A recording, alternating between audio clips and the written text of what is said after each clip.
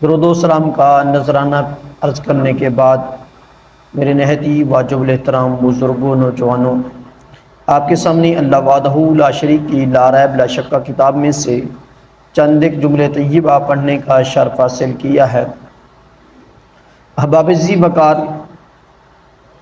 اہل سنت والجماعت کا عقیدہ یہی تھا جس کا ایک پہلو پچھلے جمعۃ المبارک کے اندر بیان کیا گیا تھا کہ نورانیت مصطفیٰ، اور آج کا ہے بشریت مصطفیٰ، کیونکہ اہل سنت والجماعت کا یہ عقیدہ ہے کہ ہمارے آقا کریم علیہ الصلوۃ والسلام کی ذات اقدس محض بشر بھی نہیں ہے اور محض نور بھی نہیں ہے، بلکہ کیا ہے، نوری بشر ہے۔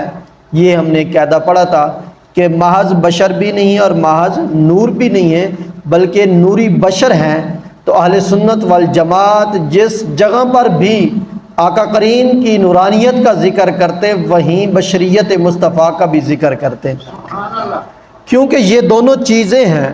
بلکہ الاتقان کے اندر علامہ جلال الدین سیوطی رحمۃ اللہ تعالی علیہ نے ذکر فرمایا کہ یہ دو چیزیں ہوتی ہیں، ایک بشریت ہے اور دوسرا نورانیت ہے۔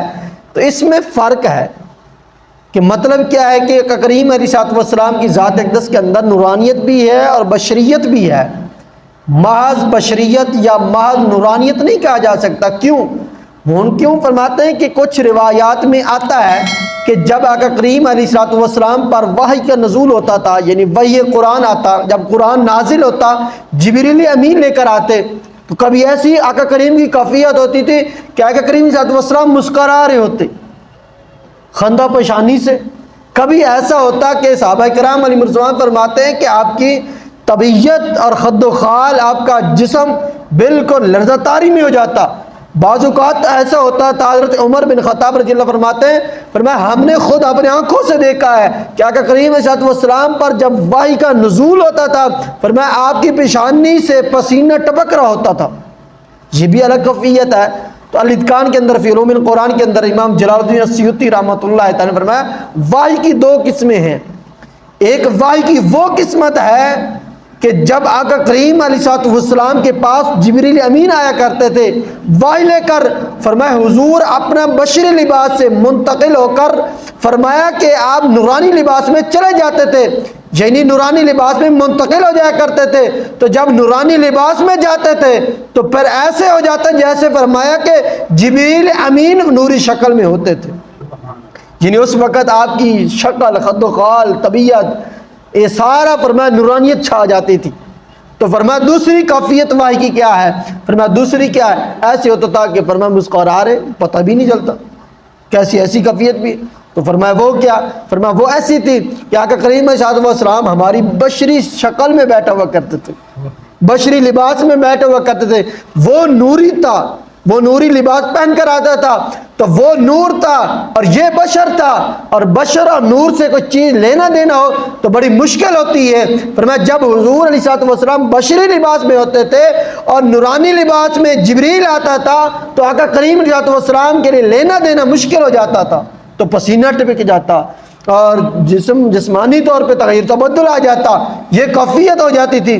تو اس لیے فرمایا یہ دو قسمیں، لیکن اکثریت جو قسم رہی ہے اتفاق علماء علیہ سنت وہ یہی ہے، جب بھی وحی آتی جبریل امین آتے تھے، حضور علیہ الصلوۃ والسلام بشری لباس چھوڑ کر نورانی لباس میں چلے جاتے تھے۔ اس لباس میں جب جاتے تو اس میں یہ وحی آتی تو پتہ ہی چلا یہ بشریت بھی ہے، نورانیت بھی ہے۔ اگر یہ کہ اکیلا کہے کہ بھائی نہیں صرف بشر بشر ہے، یا اکیلا کہے بھائی نور نور ہے، ایسا نہیں ہے، بلکہ رٹا نہیں لگانا چاہیے کہ بھائی حضور بشر ہی ہیں، ہماری ہی طرح ہے۔ تو اگر ہماری ہی طرح ہے تو پھر قرآن مجید فرقان حمید کا بغور مطالعہ کیا جائے، چند مقامات ایسے ملتے ہیں کہ جب بھی انبیاء کرام علیہ السلام کو بشر کہا، کافر لوگوں نے کہا۔ اس نبی جو بھی سابقین انبیاء کرام علیہ السلام آئے نا، ان کی امتیں تھی، امت میں سے کوئی مومن فرد کبھی اپنے نبی کو یہ نہیں کہتا تھا کہ تو میری طرح ہے۔ قرآن گواہ ہے، اٹھا کر دیکھ لے، مثالیں ایسی ملتی ہیں۔ جب بھی لوگوں نے کہا، ان لوگوں نے کہا جن لوگوں نے اس نبی کو نہیں مانتے تھے، انکار کرتے تھے. جب انکار کرتے تھے تو پھر یہ جملہ بولتے تھے کہ تم تو ہماری طرح. قالوا ما انتم الا بشر مثلنا، بلکہ ان لوگوں نے کہا ما انتم الا بشر مثلنا، تم تو ہماری مثل ہو. یہ بھی ایک نبی کے بارے میں کہا گیا، یہ ہمارے نبی کے بارے میں نہیں ہے. قرآن صرف کہہ رہا ہے کہ فلاں امت کے اندر بھی ایسے فرد تھے جو اپنے نبی کو یہ کہتے تھے قالوا ما انتم الا بشر مثلنا. قالوا یہ جمع ماضی کا صیغہ ہے، تو فرمایا وہ لوگ کہتے تھے، بالکل کہہ دیتے تھے. فرمایا اس کے اندر جھجک بھی نہیں ہوتی تھی. برملا یہ کہتے قالوا ما انتم الا بشر مثلنا، آپ تو ہماری مثل ہیں، تم کوئی اور چیز تو نہیں ہے. تو پھر اسی میں قال بشر یعدوننا، یہ بھی سابقین انبیاء کے متعلقہ قرآن میں چیز موجود ہے کہ قال بشر یعدوننا، یہ تو ہماری طرح. یعدوننا ہمیں ہدایت کیسے دے گا؟ جب نبی اعلان کرتے تھے کہ میں نبی ہوں، کتاب لے کے ہیں، تورات ہے یا زبور یا انجیل ہے یا دیگر صحیفے ہیں، یا یہ کہتے تھے کہ فلانے نبی کی کتاب اسی کو میں چلانا ہے، اسی کی شریعت کو چلانا ہے، اور میں اللہ کی طرف سے نبی بن کر آیا ہوں. جب یہ اعلان کرتے، ان کی امت میں سے کوئی ایسے فرد تھے جو انکار کرتے تھے، وہ کہہ دیتے تھے قال بشر یعدوننا، اور یہ تو ہماری طرح. یعدوننا ہمیں ہدایت کیسے دے گا، ہمیں کیسے سمجھائے گا؟ جیسے ہم ایک مقولہ بنا تو کہہ دیتے ایک دوسرے کو یار وہ ہمیں کیسے سمجھائے گا، ہم جانتے ہیں وہ کس طرح کا گھر کا رہنے والا ہے، اس کا نیچر یا کلچر کس طرح کا ہے، تہذیب کس طرح کا، اخلاق کس طرح، کردار کس طرح کا ہے.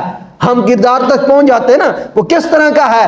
تو وہ بھی یہ کہتے تھے یار یہ تو کل ہمارے ساتھ تھا، چلتا کھاتا پیتا اٹھتا بیٹا ہمارے ساتھ پیدا ہوا، جنم ہمارے ساتھ لیا، ہم زلف تھے، سب کچھ تھے، کٹھے کھاتے تھے، بیٹھتے بھی تھے، چلتے بھی تھے، گپ وغیرہ بھی ہوتی تھی. لیکن قالوا بشر یعدوننا، یہ تو ہمارے ساتھ پیدا ہوا. یعدوننا ہمیں ہدایت کیسے دے گا؟ تو جب یہ چیزیں آتی ہیں تو کفار نے کہا تھا، اس نبی نو ماننے والے کبھی نہیں کہا کہ ہماری طرح بشر ہے. قرآن کے اندر اور بھی مثال ہے. ایک اور دوسری اگلی مثال پہ فرمایا ان لوگوں نے کہ ہم ایمان اس پہ لے ہیں کہ جو ہمارے ساتھ پیدا ہوا ہماری طرح ہے. یہ بھی قرآن مجید فرقان حمید کے اندر ہے. بعض نے تو یہ کہا یہ ہمیں، یہ بھی قرآن کے الفاظ ترجمہ صرف اشارہ کر رہا ہوں کہ یہ بھی ہمیں ہدایت دے گا اور یہ بھی ہم اس کو مانے جو ہم میں آیا. یہ الفاظ قرآن مجید فرقان حمید اندر موجود ہیں. سابقین امت دے الفاظ ہیں، امت محمدیہ کے الفاظ نہیں ہیں. قرآن تو پہلے نازل ہو گیا تھا لیکن سابقین امت کے اندر چیز موجود ہے. پھر جس مقام پہ آقا کریم صلی اللہ علیہ وسلم نے فرمایا قل انما انا بشر مثلکم، یہ اس وقت تھا جب یہ آگے آیت مکمل پڑھ کے دیکھو انما انا بشر مثل یوحی الی انما الہکم الہ واحد فمن کان یرجو، فرمایا کہ جو یہ امید رکھتا ہے میں کامیاب ہوں، فرمایا اسے چاہیے کہ وہ ایک خدا کو مانے. یہ دعوت دی جا رہی تھی، تبلیغ کی جا رہی تھی. آقا کریم علیہ السلام کی ذات اقدس نے یہ تبلیغ کر رہے تھے کفار کو. جب کفار کو یہ تبلیغ کر رہے تھے آپ یہ فرما رہے تھے تم میں سے کون ایک اچھی امید رکھتا ہے، فرمایا وہ ایک خدا کو مانے اور فلاحی والے کام کرے، نیک عمل کرے، نیک کام کرے، کامیاب ہے.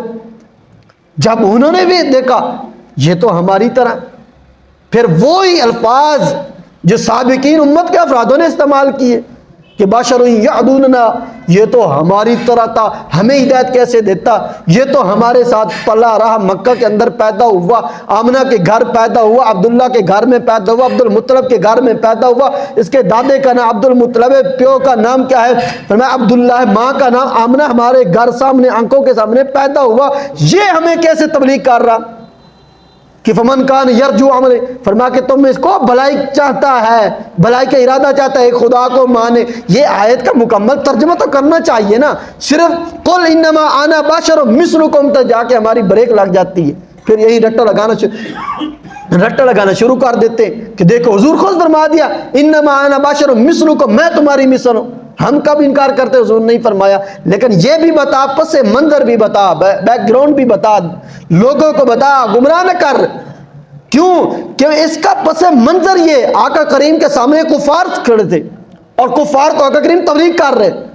فرمایا کہ تم کیا ہے ایسے فلائی والے کام کرو، ایک خدا کو منو، میرا بھی وہی ایک خدا ہے، میں اس کو پوجتا ہوں، وہ میرا الہ ہے، میرا معبود ایک ہے، تم بھی اسی کو مانو. جب انہوں نے سنا انہوں نے وہی کلمات کہے یہ تو ہماری طرح، ہمارے ساتھ رہا۔ تو اس وقت حضور نے فرمایا قل انما انا بشر مثلکم، رب نے جبریل کو بھیجا، فرمایا جبریل جلدی جا حضور کو کہہ دے، فرما دے انما انا بشرکم، فرمایا میں تمہاری مثل ہوں لیکن یوحا الیہ، فرمایا تمہاری مثل ضرور ہوں، تمہارے ساتھ مکہ میں پیدا ہوں، میری ماں کا نام آمنہ ہے، باپ کا نام عبداللہ ہے، دادے کا نام عبد المطلب ہے، میں جانتا ہوں سب کچھ، لیکن یوحا الیہ، تمہارے ساتھ پیدا ہوں لیکن میری طرف وحی آتی ہے۔ فرق تو ہے، اور کیسے فرق ہونا تھا؟ بس انما انا بشر مثلکم، مثلکم تو بازار پر رک جاتی ہے۔ تو پھر اگر یہی مثلیت کے پر دعوے دار کیا جائے بھی حضور مثل، یہی رٹا لگا حضور ہماری مثل، حضور ہماری مثل، پھر قاعدہ سننے، اس کے بعد میں آیت طیبہ پڑھنے لگا ہوں۔ قاعدہ یہ ہے، یہ اہل مناطق اور دیگر اصولیین کا یہ قاعدہ ہے، الجنس، فرمایا کہ جمیل الجنس، جنس جو ہوتی ہے وہ جنس کی طرف مائل ہوتی ہے۔ جنس کے جیسے کہتے ہیں کہ خربوزہ نے ویک کے رنگ پکڑ ویندا ہے، ٹھیک ہے، فرمایا الجنس یمیر الجنس، جنس کے ساتھ تعلق رکھتی ہے، پر میل ہو جاتی ہے۔ پھر قرآن پاک میں ہے، سورۃ انعام میں ہے، اور آیت نمبر 38 ہے، وما من دابۃ فی الارض ولا طائر یطیر بجناحہ الا امم امثالکم، رب فرماتا ہے وما من دابۃ فی الارض، زمین پہ جتنے چوپائے چلنے والے ہیں، فرمایا اور جو پرندے اڑنے والے ہیں، فرمایا الا امم امثالکم، یہ تمام پرندے، تمام جانور، فرمایا یہ گروہ جتنے بھی ہیں یہ انسانوں کی مثل ہیں، ٹھیک ہے، یہ انسانوں کے مثل ہے۔ اب دو کہتا، ایک تو یہ قرآن کہہ رہا کہ مخلوق کیا ہے، پرندے، جانور، کتے، بلے، سارے کیا ہے، یہ امم امثالکم، تمہاری مثل ہیں۔ رب کہہ رہا ہے، میں تو نہیں کہہ رہا، سورۃ انعام میں پڑھ رہا ہوں اور آیت نمبر 38 پڑھ رہا ہوں، رب خود فرمایا ما من دابۃ فی الارض ولا طائر یطیر بجناحہ، فرمایا جو پرندے اپنے بازوؤں کے بل چلتے ہیں، اڑتے ہیں، طاقت پر اڑتے ہیں، فرمایا پرندے ہوں یا چوپائے، ما من دابۃ فی الارض، فرمایا جو جانور زمینوں پہ چلتے ہیں، چوپائے ہیں، فرمایا الا امم امثالکم، ان کے جتنے بھی گروہ ہیں جانوروں کے، جتنے رب نے مطلق فرما دیا نا جتنے چوپائے چلنے والے، اور فرمایا کہ جو اڑنے والے ہیں، پھر آگے فرمایا جتنے گروہ ہیں ان کے، جتنی نسلیں ہیں، ساری نسلیں، فرمایا الا امم امثالکم، یہ تمہاری مثل ہے۔ یہ کاف ضمیر مخاطب کی ہے، یہ تو میں مخاطب ہو رہے ہیں، رب ہمیں کہہ رہا ہے الا امم امثالکم، فرمایا یہ پرندے، فرمایا اڑنے والے، اور فرمایا کہ یہ چوپائے چلنے والے جتنے بھی ہیں، فرمایا یہ انسان، یہ تمہاری مثل ہے۔ تو پھر کیا یہ کہنا چاہیے تھا، ادھر رب کہہ رہا ہے نا مثل، اگر ادھر قاعدہ ہونا چاہیے کہ قل انما انا بشر مثلکم، کہ دیکھو خود حضور نے فرما دیا کہ حضور ہماری مثل ہے، جب حضور کہہ دیا تو پھر آپ کو کیا تکلیف ہے؟ میں نے کہا اگر ہمیں ادھر تکلیف نہیں، ادھر خدا بھی تو کہہ رہا، فرمایا کتا تمہاری جنس ہے، تمہاری مثل ہے، بھیڑیا تمہاری مثل ہے، گدھا تمہاری مثل ہے، تو ادھر کیا تکلیف ہے؟ پھر تمہاری مثل ہونا چاہیے۔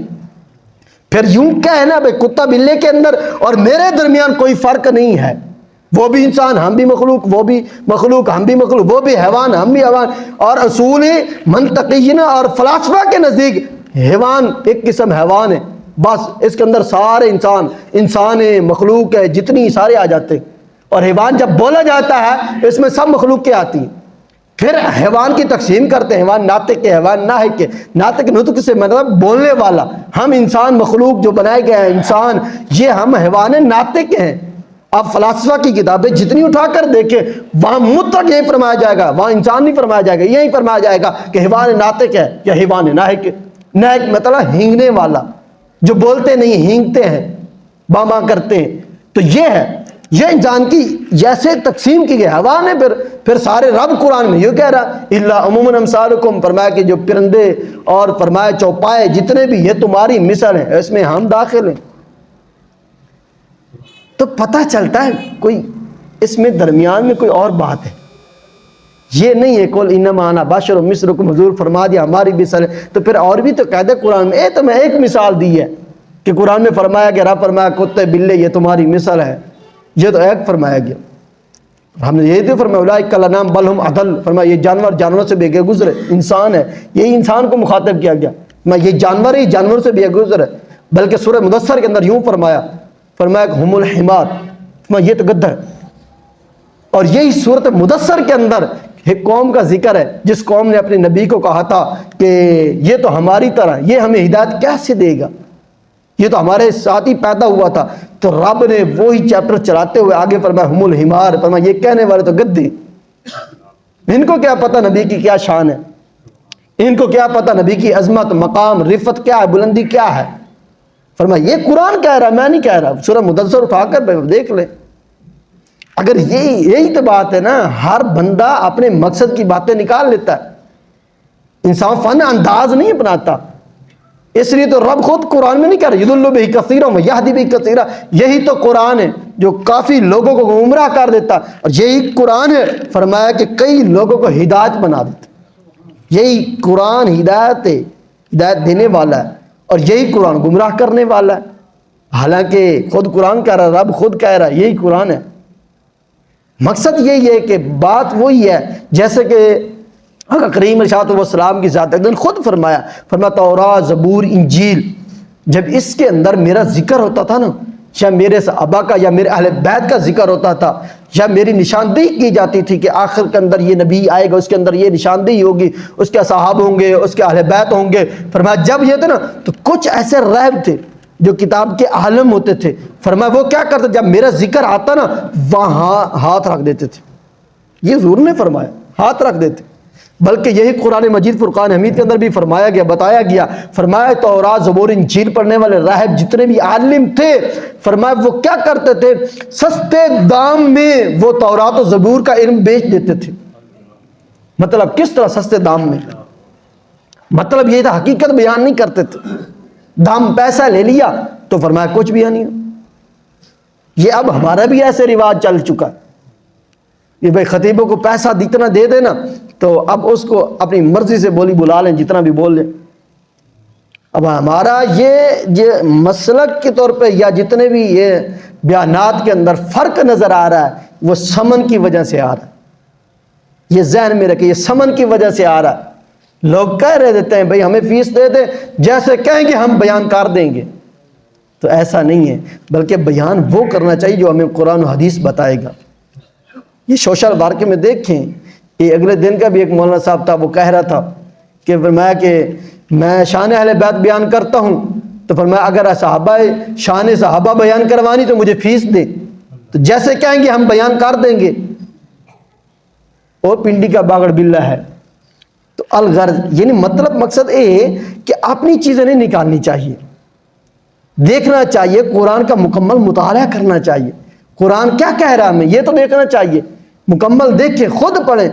ہمیں یہ چاہیے کچھ بھی نہیں کرتے. آپ دہلی کے نا 2 سے 3 آیات کا ترجمہ پڑھیں. ترجمہ کنز الایمان اتنا بہترین لکھا ہوا، اگر اس کی بھی سمجھ نہ آئے مختصر تفسیر پڑھنا چاہے تو تفسیر صراط الجنان ہے، دعوت اسلامی کا چھاپا چھپی ہوئی ہے تفسیر صراط الجنان. اب اس کا مطالعہ کریں، بہت آسان فہم انداز میں وہ لکھی گئی ہے. اب ڈیلی کا نا 1-2 پیج، اگر وہ تفسیر ہے تو 1-2 پیج ڈیلی کے پڑھے، یعنی 1-2 آیات کی تفسیر پڑھے. نہیں تو اگر خالی ترجمہ بھی پڑھنا ہے تو کنز الایمان شریف کی ڈیلی کے نا یہ آپ ارادہ کر لیں بھائی 2 سے 3 لازمی آیات کا میں ترجمہ پڑھنا ہے. اب اول الحمد سے لے کے والناس تک جب کلیئر کر لیں گے نا تو پھر انشاءاللہ آپ یہ کہہ سکیں گے دل سے کہ اگر کوئی مذہب سچا تو اہل سنت والجماعت ہے. سمجھ آئے گی. اب اس ترجمے میں مصطفیٰ کریم کی تعظیم ملے گی، نقص نہیں لگے گا. جیسے کہ ہمارے ہاں صرف وہی رٹا بشر کا لگا دیتے، تو پھر اگر یہ لگانا ہے تو قرآن کے اندر اور بھی مثالیں دی گئی ہیں. ہمارے انڈیا کے میاں ہاشمی صاحب بہت کمال کے بزرگ ہیں، تو انہوں نے کمال کا بیان دیا. انہوں نے کہتا ہے کہ تم کہتے ہو نا کہ نبی ہماری طرح ہے، ہماری مثل ہے، ہمارے خود فرمایا کہ بھائی میں تمہاری طرح ہوں. فرمایا اگر یہ دیکھا جائے کہ حضور ہماری طرح ہے تو فرمایا پھر یوں کہا جائے، فرمایا تم اور ابو جہل برابر. وہ بھی تو انسان تھا، وہ بھی تو مکہ میں پیدا ہوا، ٹھیک ہے، وہ بھی تو اسی خاندان میں پیدا ہوا. فرمایا پھر ابو جہل اور تم بھائی ہو. میں کہ ابو لہب تم بھائی ہو، شعبہ عتبہ جتنے منافقین ہیں میں تم بھائی ہو. فرمایا یزید اور تم بھائی ہو، ہمارا بھائی امام حسین ہے. میں وہ تمہاری اپنی قسمت، تمہارا اپنا قاعدہ ہے، تمہارا اپنا اصول ہے کہ فرمایا کہ بشر سارے بھائی ہیں. باقی ان کی کتب کے اندر موجود ہے اور میں دکھانے کو بھی تیار ہوں. لکھا فرمایا اسماعیل دہلوی ورگے نے لکھیا، فرمایا کیا کہا، انہوں نے کہا کہ حضور کی تعظیم اس طرح کی ہے جیسے نا ایک پنڈ کا گاؤں کا وڈیرا چودھری ہوندا ہے، ایویں دی فرمایا کہ دی عزت ہے بس ایو کچھ جی ایک گاؤں دا تے وڈیرا، فرمایا علاقے دا ایک وڈیرا ہوندا انہاں سی رسپیکٹ عزت دے چھڑے نے نا، تو نبی دا فرق بھی جو کہ بس صرف نبوت دیتی گئی ہے تو بس یہی چیز ہے۔ اور اگلی جو علمی نکتہ ہے امام فخر الدین رازی نے بھی لکھا، دیگر مفسرین نے لکھا، اس کی وجہ کیا ہے، یہ بشر کا رٹ کیوں لگاتے ہیں، آخر کوئی وجہ تو ہونی چاہیے، یہ ہر جگہ پہ بھئی حضور ہماری طرح ہماری طرح، اس کی وجہ یہ ہے، فرمایا اس کی وجہ یہ ہے کہ یہ ختم نبوت پر ڈاکہ ڈالنا چاہتے ہیں۔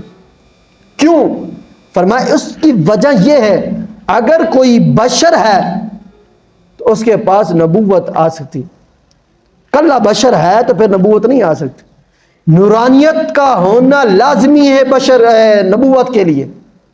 کیوں؟ اس نے پیغام اللہ سے لینا ہے، اللہ سے پیغام وہی لے گا جو نورانیت والا ہوگا۔